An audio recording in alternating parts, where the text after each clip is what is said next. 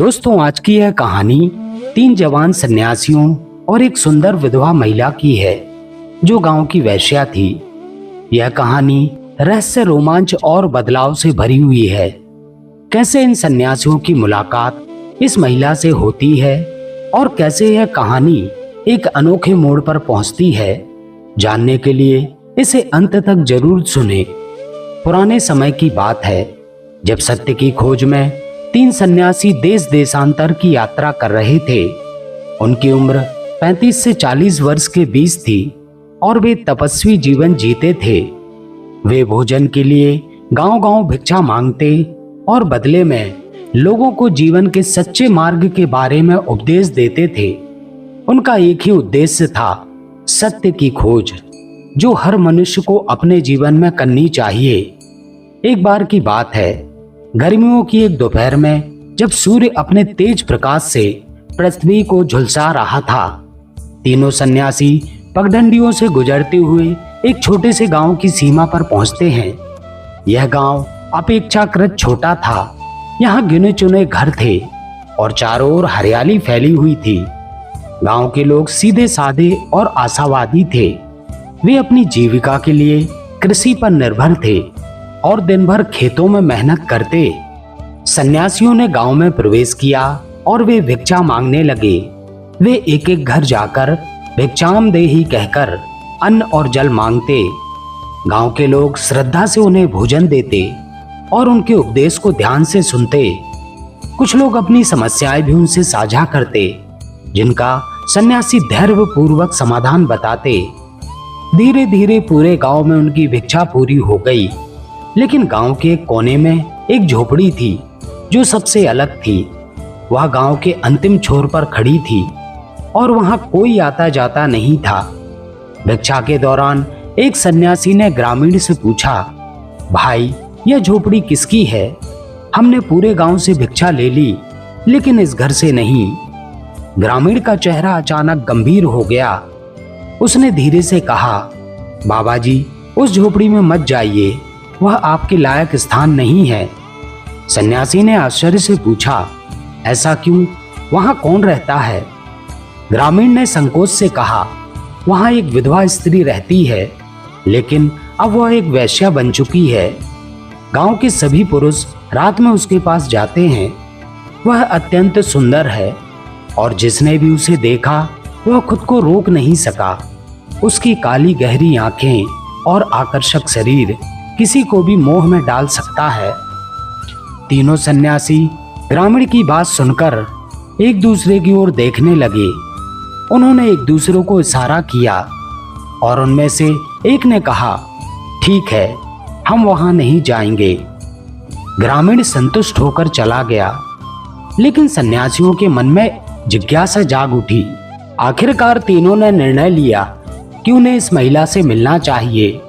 वे देखना चाहते थे कि वह कैसी है और क्या वास्तव में उसका आकर्षण इतना शक्तिशाली है कि कोई भी उसके वश में हो जाए।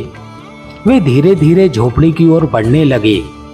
जब वे वहां पहुंचे तो उन्होंने दरवाजे के सामने खड़े होकर आवाज लगाई, भिक्षाम देहि। कुछ क्षणों बाद झोपड़ी का दरवाजा खुला और भीतर से एक स्त्री बाहर आई। वह सचमुच अद्भुत सौंदर्य की धनी थी। उसके लंबे घने बाल उसकी कमर तक लहराते थे। उसकी आंखें गहरी काली थी, जो किसी रहस्य को छुपाए हुए प्रतीत होती थी। उसका रंग अत्यंत गोरा और शरीर सुडौल था। सन्यासियों ने एक क्षण के लिए उसे देखा, लेकिन तुरंत अपने मन को स्थिर कर लिया।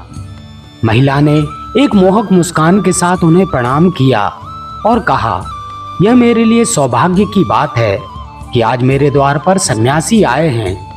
पहले तो यहाँ केवल पुरुष आते थे, लेकिन वे किसी और उद्देश्य से आते थे।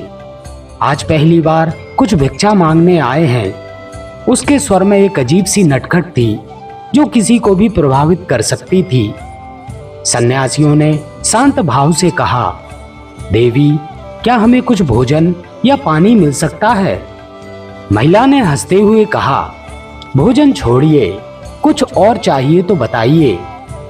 सन्यासी मुस्कुराए और बोले, नहीं देवी, हम मोह माया से दूर हैं, हमें केवल थोड़ा जल पिला दीजिए।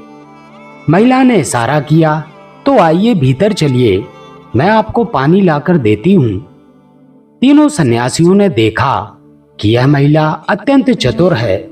उसकी बातें और उसका रूप किसी साधारण पुरुष को बस में करने के लिए पर्याप्त थे। फिर वे निडर होकर भीतर चले गए। वे जमीन पर बैठ गए और कुछ देर बाद महिला पानी लेकर आई। उन्होंने पानी पिया और वह उनके सामने बैठ गई। तभी उनमें से एक सन्यासी ने उससे पूछा, देवी, क्या तुम्हारा स्वभाव बचपन से ही ऐसा था या परिस्थितियों ने तुम्हें ऐसा बना दिया? महिला ने पहली बार चौंक कर उन्हें देखा। उसने कहा, आज तक किसी ने मुझसे यह प्रश्न नहीं किया। लोग मेरे पास आते हैं लेकिन केवल मेरे शरीर को पाने के लिए। कोई मुझसे यह नहीं पूछता कि मैं कौन हूं, मेरा अतीत क्या है, मैं क्या चाहती हूं। इतना कहते ही उसकी आंखों में हल्की सी नमी आ गई। कुछ क्षणों की चुप्पी के बाद महिला ने कहना शुरू किया, मेरे पति की मृत्यु कुछ महीने पहले हो गई। मैं अकेली रह गई। कोई सहारा नहीं था, कोई खेत नहीं था, कोई काम नहीं था। जब मैंने काम की तलाश की तो हर पुरुष मेरा शोषण करने की कोशिश करता।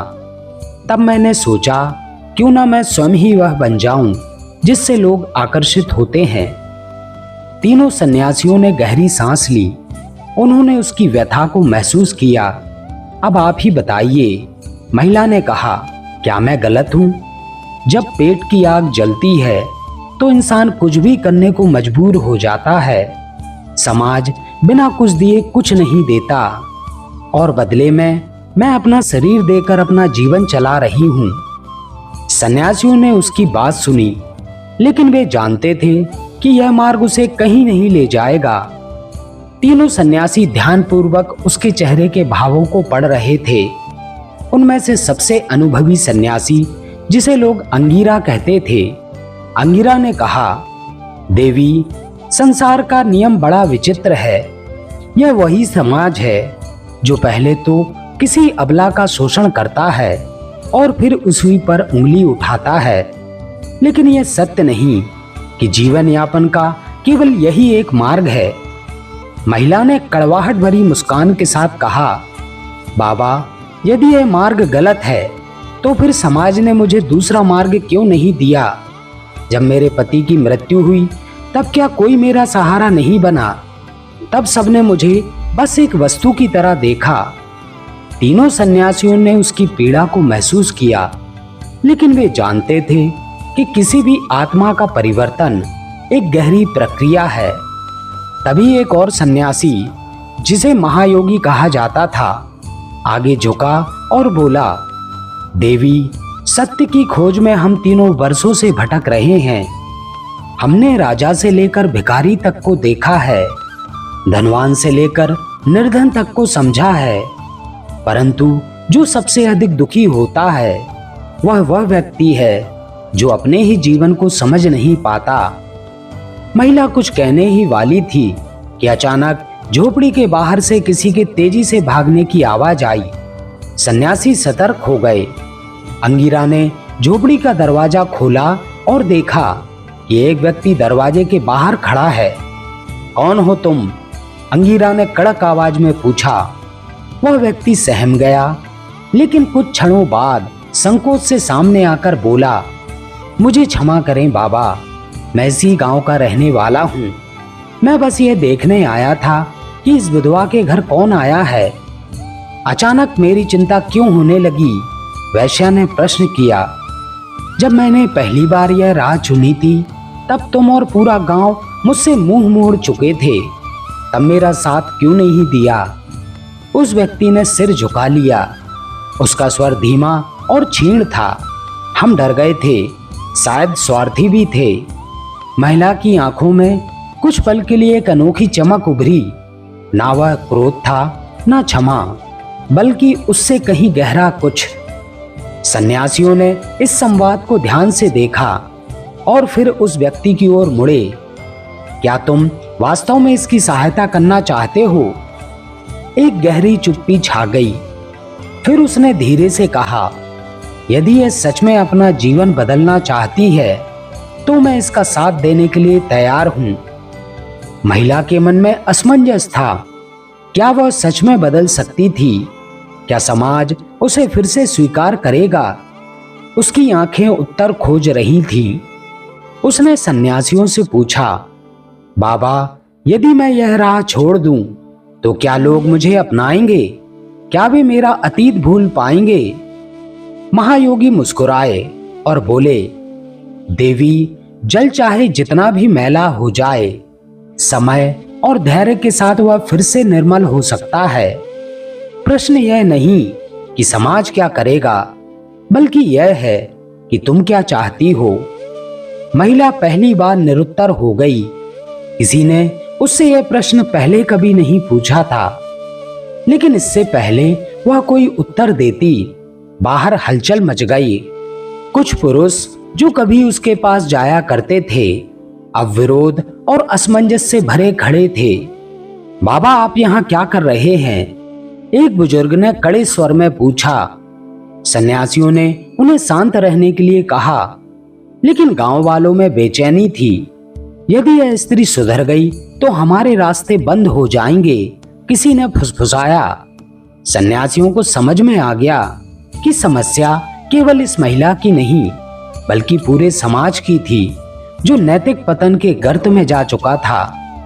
अंगिरा ने हाथ उठाया और गंभीर स्वर में बोले, भाइयों, हम केवल इस स्त्री के लिए नहीं आए हैं, बल्कि पूरे गांव की भलाई के लिए यहाँ आए हैं। गांव के एक वृद्ध ने उपहास से कहा, भलाई? बाबा, यह जन्म से ही ऐसी थी, इसकी नियति यही थी। महायोगी मुस्कुराए और बोले, किसी की नियति जन्म से तय नहीं होती। यदि ऐसा होता तो पत्थर कभी मूर्ति नहीं बन सकता था और मिट्टी कुम्हार के हाथों में आकार नहीं ले सकती थी। मनुष्य वही बनता है जो वह स्वयं बनना चाहता है। गांव में मौन छा गया। किसी सन्यासी से ऐसी बातें पहले कभी नहीं सुनी गई थी। तीसरे सन्यासी आगे बढ़े और गंभीर स्वर में बोले, तुम लोग इसे अपवित्र मानते हो, लेकिन क्या तुमने कभी सोचा कि इसे इस राह पर किसने धकेला? इसके पति की मृत्यु के बाद क्या तुम में से किसी ने इसकी सहायता की, या तुमने इससे मुंह मोड़ लिया? गांव वालों ने एक दूसरे की ओर देखा। कुछ ने शर्म से सिर झुका लिया। तीसरे सन्यासी ने आगे कहा, अगर एक पुरुष सन्यासी बन जाए तो लोग उसे पूजते हैं, लेकिन यदि कोई स्त्री अपना अलग मार्ग चुनती है तो उसे तिरस्कार मिलता है। यह कैसा न्याय है? गांव में कानाफूसी होने लगी। कुछ लोग मानो इस बात से सहमत होने लगे थे। महिला की आंखों में आंसू भर आए। हाथ जोड़कर वह बोली, बाबा, आज पहली बार किसी ने मुझे इंसान की तरह समझा है। मैं अपने अतीत से मुक्त होना चाहती हूँ। कृपया बताइए, मुझे क्या करना चाहिए? महायोगी बोले, देवी, सबसे पहले तुम्हें स्वयं पर विश्वास करना होगा। समाज का भय छोड़ो और अपने लिए एक नई राह चुनो। महिला ने सिर झुका लिया। फिर धीरे धीरे उसने अपने गहने उतारकर सन्यासियों के चरणों में रख दिए और बोली, आज से मैं अपनी पुरानी पहचान छोड़ रही हूँ। मैं अब एक नया जीवन शुरू करूंगी। गांव वाले यह देखकर आश्चर्य से भर गए। कुछ को पछतावा हुआ, कुछ के मन में सम्मान जाग उठा।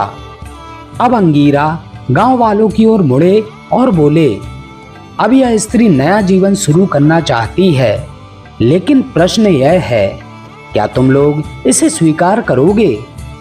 गांव में फिर से हलचल मच गई।